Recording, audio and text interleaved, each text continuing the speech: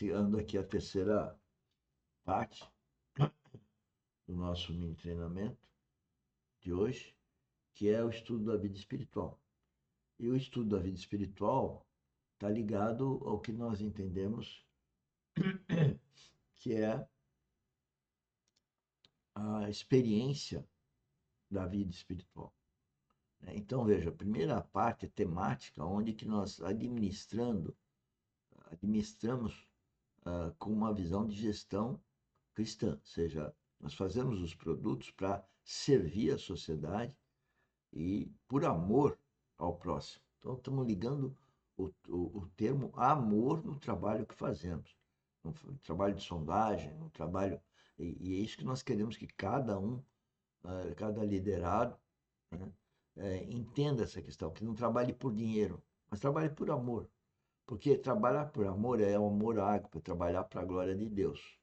Né? Então, o termo trabalhar por amor é porque na Bíblia tudo leva a que Deus criou o sistema do cristianismo, que ele quer que a gente faça as coisas por amor a Ele. E Ele mandou o Filho dele exatamente para ter o Filho dele, o Jesus Cristo, como nossa referência. E a experiência espiritual é uma experiência de vida espiritual com a Trindade. Né? E como orar é exatamente o relacionamento para a realização da vontade de Deus, como diz o Pai Nosso. Bom, nesse momento, então, eu sempre trago um vídeo. Agora eu vou passar para o vídeo. E esse vídeo, vocês vão ver aqui, ele está... O vídeo está... Minutinho que eu me atrapalhei aqui. Onde está o vídeo? O vídeo está... Me atrapalhei bonito aqui hoje. Ah, tá aqui. O vídeo está nessa playlist, né? Aí, D719, tá bom? Ontem nós esgotamos o vídeo 1, estamos entrando no vídeo 2. Escuta. Irmãos, vamos abrir nossas Bíblias no livro de Filipenses.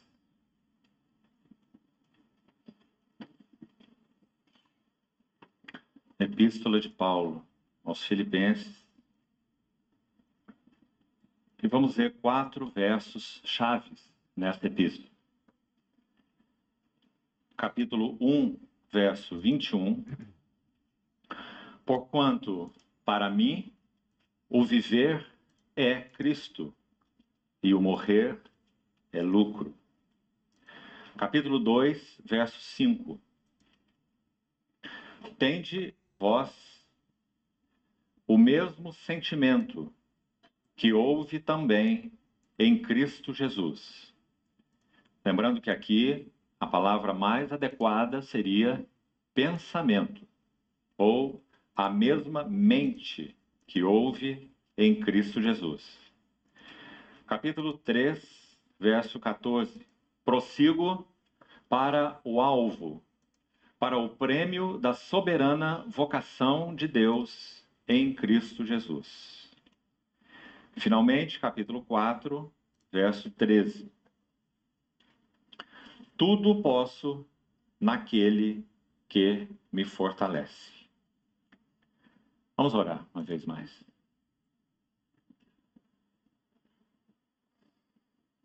Querido Pai Celestial, depositamos nossas vidas, Tua palavra lida e este tempo de comunhão em torno dela nas Tuas mãos. Encarecidamente te pedimos que Tu nos supras com tudo que carecemos, para que algo mais das belezas, glórias e perfeições do Teu Filho estejam por nós vistas. Por Tua graça, abre Tua palavra aos nossos corações. Concede-nos, pelo Teu Espírito, que nosso entendimento seja iluminado, para que possamos saber qual a esperança de nosso chamamento. Toma, Senhor, cada um de nós e todo esse tempo de comunhão debaixo de Teu governo. Encabeça-nos, glorifica Teu nome, ensina-nos, encoraja-nos, exorta-nos. Te pedimos, Em teu precioso nome. Amém. Queridos irmãos, ontem então demos um primeiro passo nesse tema que sugerimos, o caminho da experiência espiritual. E como o próprio título sugere, esse é um imenso assunto. Nós precisaríamos de todo o Novo Testamento, essas epístolas, particularmente de Paulo e os outros escritores, para tratar de um assunto tão intenso, tão rico, tão sólido, esse tema da experiência espiritual. Claro que nós estamos buscando entender do Senhor, passo a passo, o caminho a seguir nesses tempos que foram designados para nosso compartilhar nesses dias, já que o tema então é tão vasto. O que colocamos ontem, não vamos nem mesmo resumir hoje, para não perdermos tempo com o que já foi colocado, sem necessidades. Mas nós vimos que esse tópico, a experiência espiritual, ele realmente é um tópico sólido nas Escrituras e traça um caminho para que nós não nos percamos em subjetivismos. Então, basicamente, o que fizemos ontem, com a ajuda do Senhor, foi usar toda a reunião que tivemos para enunciar algumas marcas de subjetivismo. E o foco, a carga, obviamente, não era negativa, a carga era positiva. Era que pudéssemos ser ajudados a ver o aspecto positivo do tema tratado ontem. Com o que nós devemos estar atentos, como nós podemos ajustar as coisas no seu devido lugar, a fé antes da experiência, os sentimentos espirituais genuínos como consequência de uma vida de devoção e de fé, de relacionamento com o Senhor, enquanto o subjetivismo coloca tudo isso ao contrário. Uma busca de sensações para se confirmar a fé, baseando-se em experiências como evidências de fé. Exatamente o caminho oposto do que as Escrituras nos ensinam. E concluímos falando um pouco sobre o terrível perigo e dano da introspecção, que um servo do Senhor, então, como citamos, do século passado, chamou de a mais grave doença espiritual, a introspecção. Estarmos nos consultando o tempo todo, nos examinando o tempo todo, medindo a nossa temperatura espiritual o tempo todo e incorrendo em dois grandes erros sobre os outros que já citamos relacionados à própria introspecção. Ou o perigo, o grande perigo de uma depressão, por estarmos nos avaliando e avaliando e avaliando todo o tempo, e, por outro lado, o outro polo, um ensoberbecimento. E parece, irmãos, que de muitas formas, a soberba, ela é um gravíssimo pecado espiritual, poderemos assim dizer. Ela é mesmo, ela é mesmo destacada dos outros pecados espirituais, por alguns motivos. Por exemplo, quando o salmista conclui o seu Salmo 19, um maravilhoso salmo, sobre... Senhores, eu vou parar aqui para motivá-los a ir lá ver o vídeo na playlist D719 e para enaltecer a história da soberba. O cristão verdadeiro, ele sabe que é soberbo. E ele deve advertir a soberba do outro. E como que ele deve advertir a soberba do outro? Dizendo que todos somos soberbos. O que é triste ver é a pessoa achar que não é soberba. É um sinal que ela não tem maturidade espiritual. Porque é só vendo a nossa soberba que a gente limpa essa sujeira do nosso eu, do nosso coração. É só vendo o quanto somos soberbos que a gente limpa. Vou dar um exemplo. Eu costumo dizer que eu sou um trapo de imundície, mas não sou eu. É todos os seres humanos. Um nenezinho que nasce agora, ele é um trapo de imundície espiritual.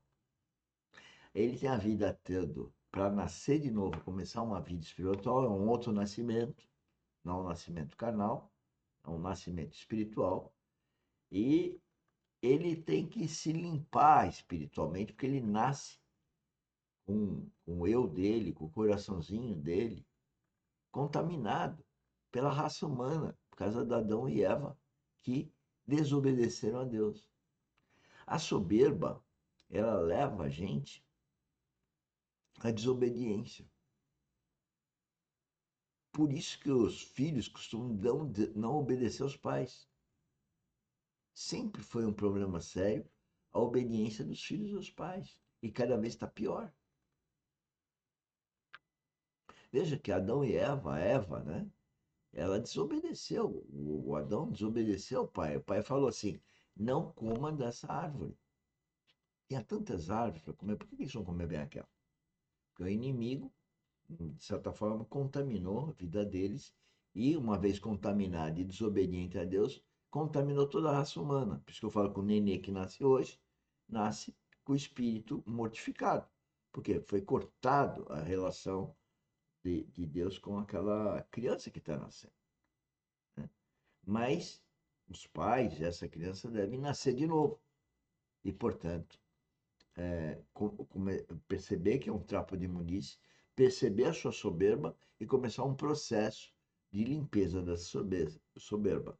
E a gente só limpa essa soberba à medida que a gente conhece a vida, quem foi, né, quem é Jesus Cristo, foi em termos carnais, né, o que ele fez enquanto na vida dele carnal, né, e o fim, né, a cruz e a ressurreição dele. Bom, chega que eu já passei do tempo hoje. Até qualquer hora e muito obrigado aí. Compartilhe o nosso projeto, venha participar do nosso projeto. Eu gostaria que todo mundo colocasse a sua rede social num trabalho como esse da academia, que é falar de Cristo. Né? Foi Cristo que pediu isso. Então, se é cristão, comece a falar de Cristo. Tá bom? E a gente está aqui sendo pioneiro nessa função de integrar isso à nossa experiência da vida, né? E sempre guiado pelo Espírito Santo. Tchau, tchau. Então, paro de falar.